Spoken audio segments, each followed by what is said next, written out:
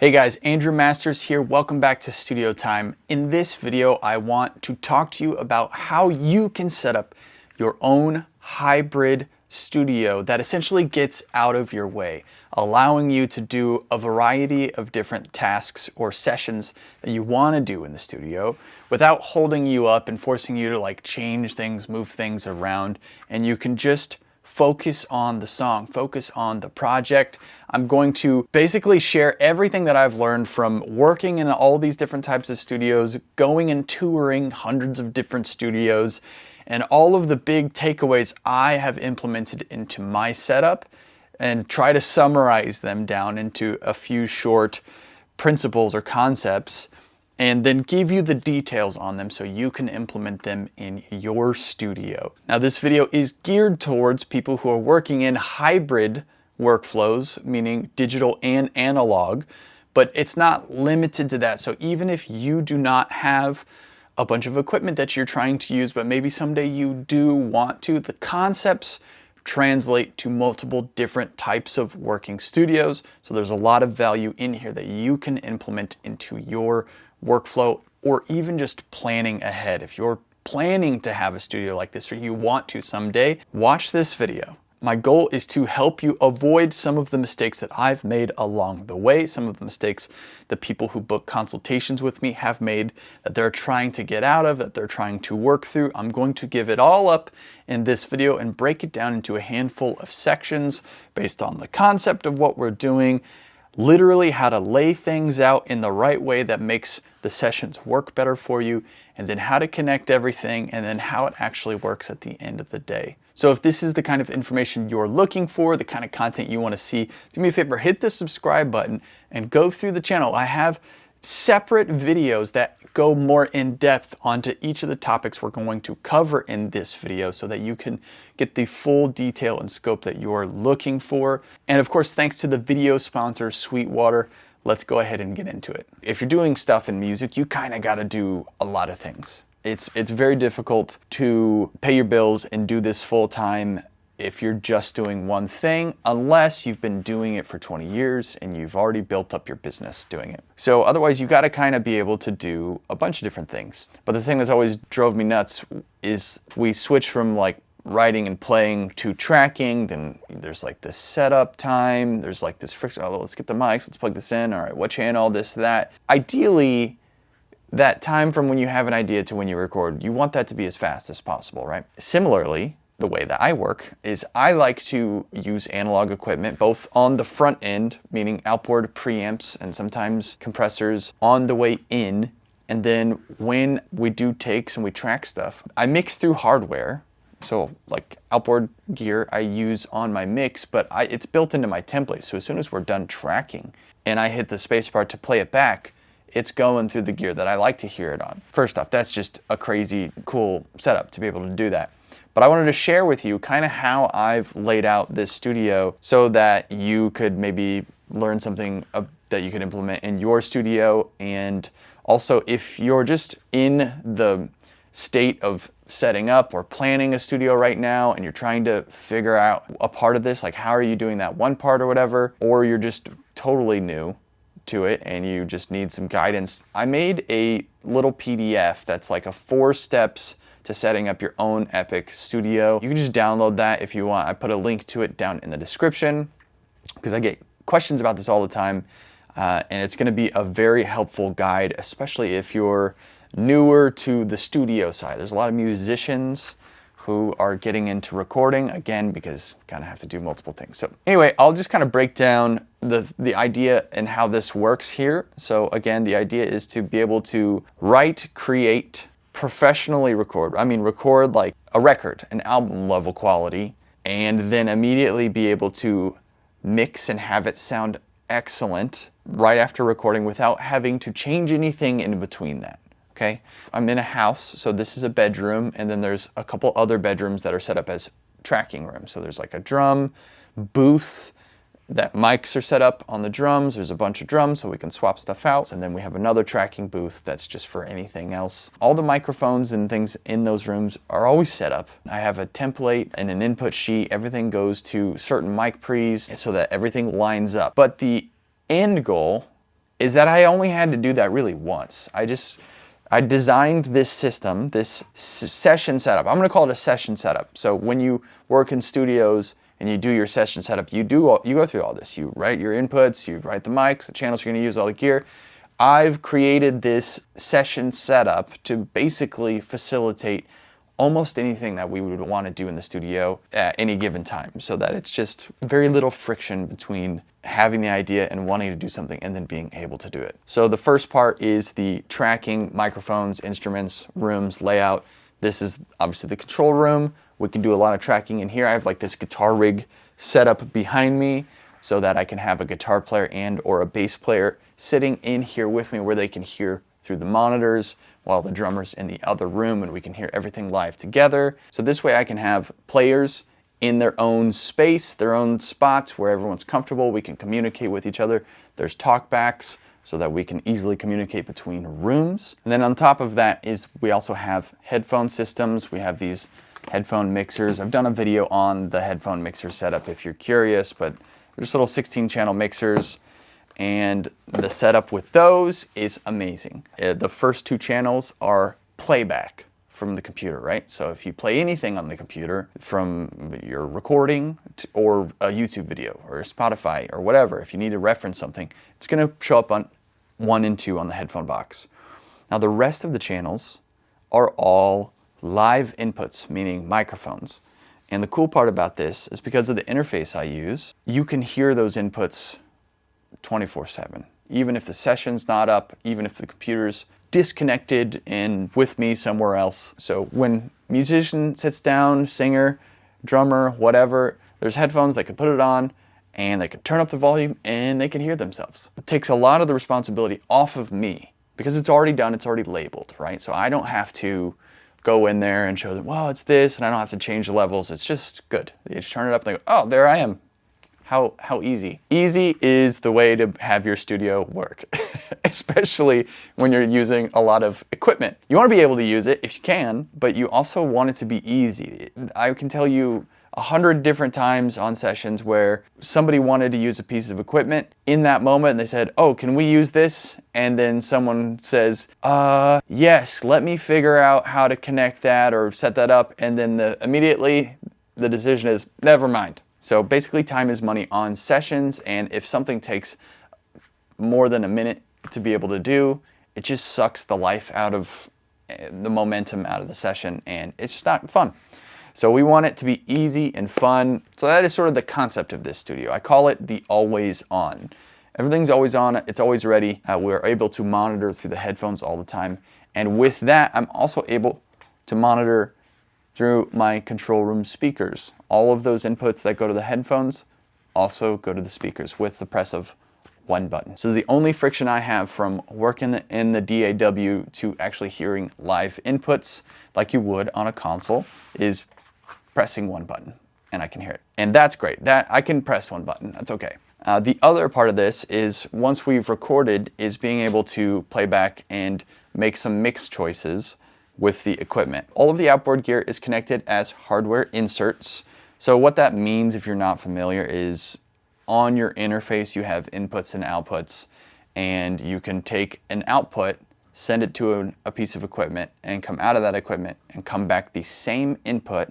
So you're going out, let's say 33, and then in 33. Then if I want to use that equipment, I go to the track I want to put it on, let's call it a vocal, and I hit insert IO 33. Now it's on there. You can do that with interfaces that have a feature called hardware delay compensation, or you could be on an HD, Pro Tools HD rig, and you can do that and you will have no issues.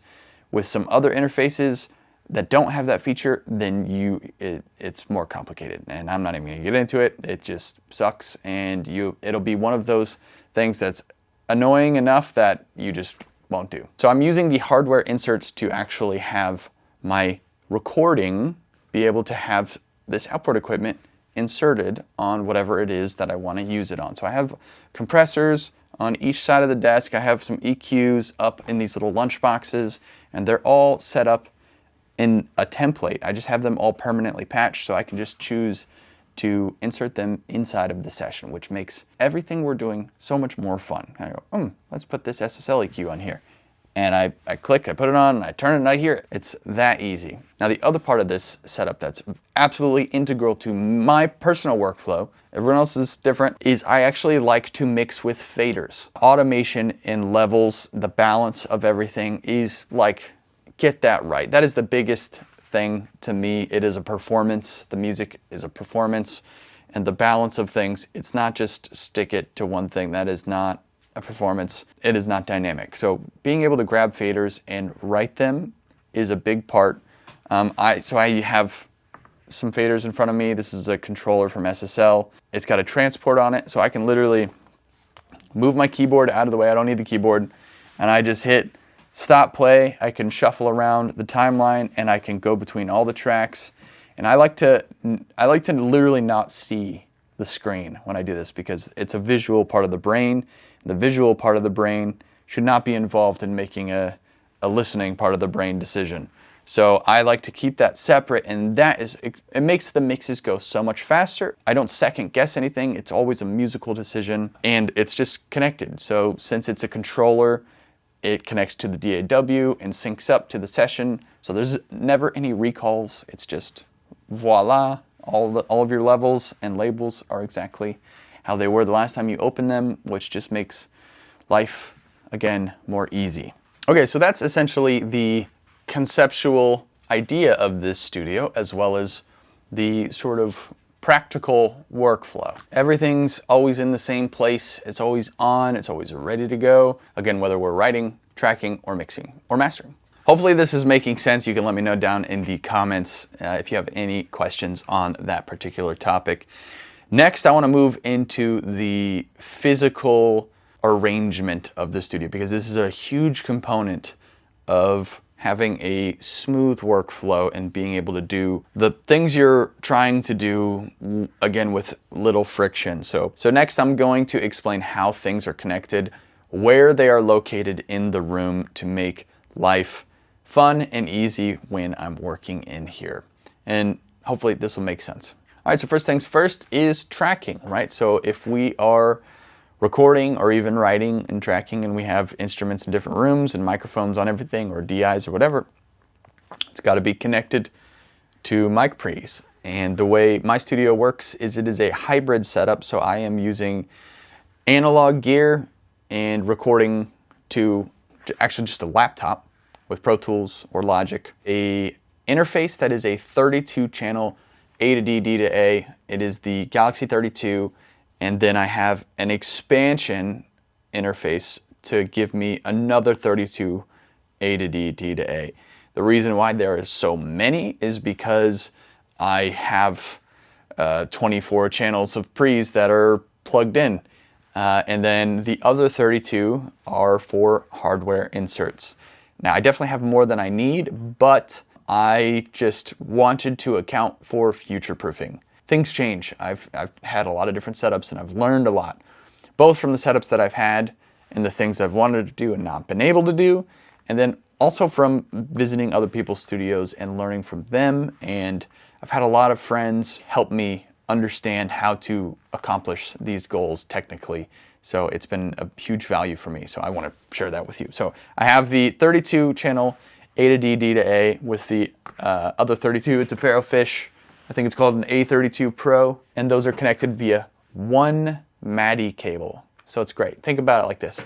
One interface, it's one single rack, gives you 32 analog connections, ins and outs, right? And then the second interface gives you another 32 analog inputs and outputs, and they connect to each other with one cable. So as far as connecting things, that's about as good as it gets. That's using a MADI connection, which is a digital cable that can, send 32 channels back and forth. And then all of the other equipment is connected to the interfaces via DB25, and then the headphone system is connected via ADAT. The Galaxy 32 also has a bunch of other connections on it, so a lot of connectivity. There's a ton of flexibility, which is a huge selling point for me on it, is to be able to have these things always connected and just out of the way. Like, I never have to touch or do anything with the interface, which is the best interface in the world is one you'd never have to mess with or touch. So that's the interface and how it's connected. Everything else is connected to the patch bay. The tie lines, the microphone lines are all connected to the top of the patch bay. Then all the mic pre's are right underneath that. The outputs and then into Pro Tools inputs are right under that. That goes to the interface. Pro Tools outputs right underneath that goes to the interface. And then right underneath the outputs are the outboard equipment that I'm using for inserts. So it all just is normal, flows right through. The only patches there are either cross patches or the hardware insert patches, which are connected in and out to the interface inputs and outputs. So that's how everything is connected behind the outboard gear rack. Everything else is a snake that goes XLRs to the equipment. And then the way I arrange things in here is my favorite way that I've done it so far. So let's take a look. Behind me, I have two 13-unit racks. The first rack is microphone preamps. Now, one of the things that I have experimented with is putting microphone preamps in outboard racks and in the desk. It's kind of cool having them in the desk because it feels like you're working on a console. You set your levels right here, you can see. But the trouble is, if you work like I do and you always have microphones up and ready to go, then you kind of don't need them in front of you. Like, you've already got your level. Now what you need is your outboard gear that you're using. And if your outboard gear is over there, every time you need to use it, you're going away from your speakers, which is not intuitive for making EQ decisions or compression decisions when you're facing literally the other direction.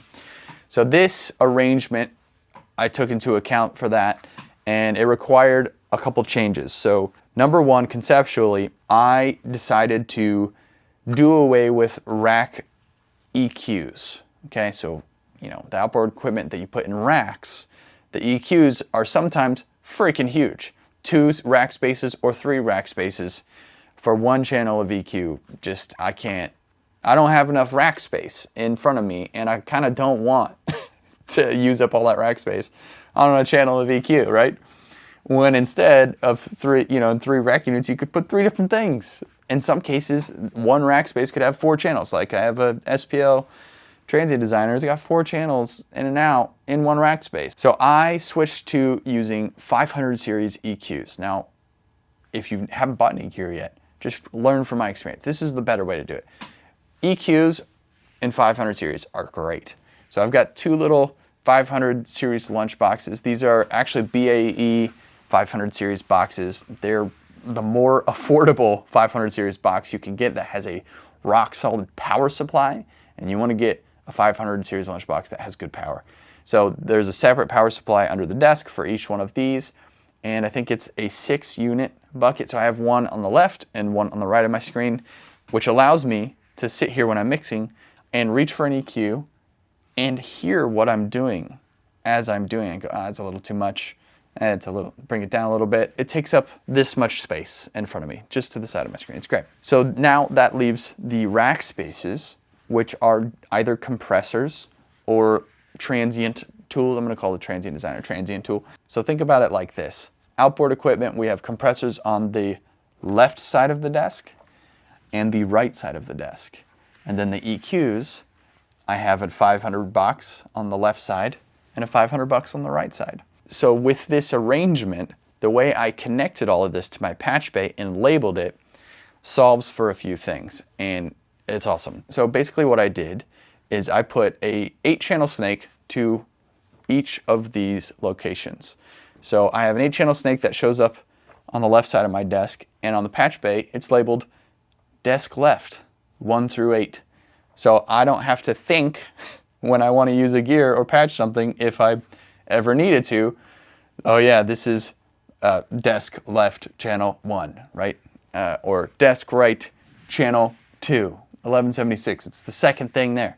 It's desk right channel 2.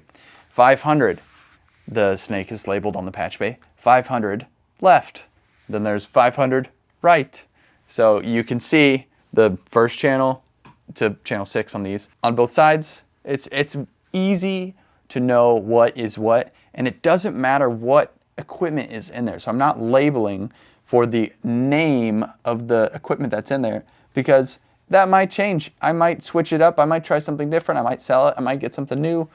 And if so, I don't want to have to change my labels. Now it's just desk left, channel 1. If for some reason this changes, I could take it out, swap it for something else, plug it into 1. It still shows up the exact same on my patch bay. So that connectivity and the arrangement is a huge part of this operation, and it just being stupid proof. I need it to be stupid proof. Where's this patch? I don't know. It's on the left side of the desk. Where's that? Oh, desk left. Perfect. Same thing with the mic pre's. The mic pre's over here. Start over here. We've got channels basically 1 through 24 right in here. So there's 3 different snakes that come here. The snakes are labeled, by the way. Pro tip, label your snakes on both sides. On the side where the XLR breakout is, or 1/4 inch breakout, label that. And then on the connection by the patch bay, label that adapter. So that way you know, no matter which side you're on, crap, which one is this snake? Oh, this is mic pre's 17 through 24. Perfect. That's exactly where I am. 16 channels, boom. Okay, so that's the concept, the workflow, that's connectivity, and that's the arrangement. This has got to be the biggest improvement, life changer for working in the studio, that allows me the flexibility to be able to hear things immediately if we want to be writing and creative and not have to, like, oh, can you create a track so I can hear the synth? It's like, no, just touch it, you'll hear it. That's way more fun, right? Then the ability to hear things in headphones, no matter where you are. There's a headphone box wherever it is that you're going to perform. Sometimes I cut vocals right here at the desk, and I literally just put headphones on and pull this over, and I can hear my voice. It's hitting a pre and a compressor, which, by the way, the new pre, this is the newest section up here. I don't know if you noticed. This is my vocal box. Now, I have a producer upstairs, Gabe Neal, who was in one of the last videos. He's been in a couple videos now. We're basically working on production sessions every week. So I came up with an idea of, let's have a dedicated vocal pre. And by the way, this is the new Soyuz Lakeside preamp. I've been testing it. It's freaking awesome. It's very simple. I'll do another video on it, and we'll listen to it, but it's great. So this box is basically dedicated vocals. I want to get a compressor that just lives in there. So essentially, there's an XLR that goes into the pre and an XLR that comes out, line out of the compressor. So you got mic pre and compressor in the chain and just connects to the patch bay into the Pro Tools input. But this is input 25. So back to sort of the workflow here. Mic pre's 1 through 24 are the whole studio, and then the vocal chain is 25. So that way I have that chain always together, and if for some reason we're just doing vocal production upstairs in Gabe's room, we can just pick up that box, carry it up there. It's the same chain. We could take the mic up there, do vocal days while we're doing tracking days down here at the same time, be twice as productive, but still get the great sound that we like and that consistency. And it's just in one little box, which is freaking awesome. So because I am neurotic and have a mental illness where I am just obsessed with tweaking on this stuff, this is where I have landed, this is what I have learned, and this is kind of how the setup has evolved. If you followed the other channels over the years, you've seen it change a lot. And I'm unbelievably grateful for it. It is a love language and a passion of mine doing this kind of stuff. And I love being able to share whatever I learned with you on this YouTube channel. Sometimes it's not easy to find information like this, and I try to make it as clear as possible. So if you like it, please subscribe to the channel. If you're working on your own studio, and again, you want to check out that checklist, the 4 steps to making an epic studio checklist down there. Epic Studio, it's my thing. So check it out. Some good information on there. If you need something beyond that, I do also do consultations. And this is the #1 topic we talk about. People have a lot of questions about this thing. That's on my website. You can also book studio time here in this studio this year. We've got a studio tour coming up that we're going to shoot. I'm very excited. Just trying to get my last couple things in order before I shoot it. It's always funny when I go to do tours of other people's studio. It's always like, it's not totally ready, and it's like, no, dude, it's fine. It doesn't matter. Let's just do it. and now I'm in that position. So, but I'm really excited to share the full space in one dedicated tour, give people a glimpse of what it's like to work here, and invite you or an artist you're working with or whatever into this studio to actually make some records here. It is insanely fun. This listening spot is like the best listening spot. You can trust what you're hearing here. It's going to translate when you leave, which is just such a luxury. Not a lot of other studios are like that. So being able to have the flexibility and then consistency and know that what you're getting is going to sound that way when you leave is the best part of working in a studio. So I think I covered just about everything. I've got links to all of this equipment that I use if you want to check any of it out down below, thanks to our friends at Sweetwater. Those are affiliate links, so if you check out any of that gear, you click those links, takes you to Sweetwater. Obviously, one of the best places to get your equipment. Their sales engineers there are some of the smartest salespeople. Like, calling salespeople and working with them sometimes is a labor, and working with their guys is great. They're just really informed in it. A lot of people who work there are actually like former Grammy-winning mixers and things like that, so they know their stuff. And they can work with you and get you some good deals. So check out those links. Thanks to Sweetwater for sponsoring this video, and we'll see you guys in the next one. Bye.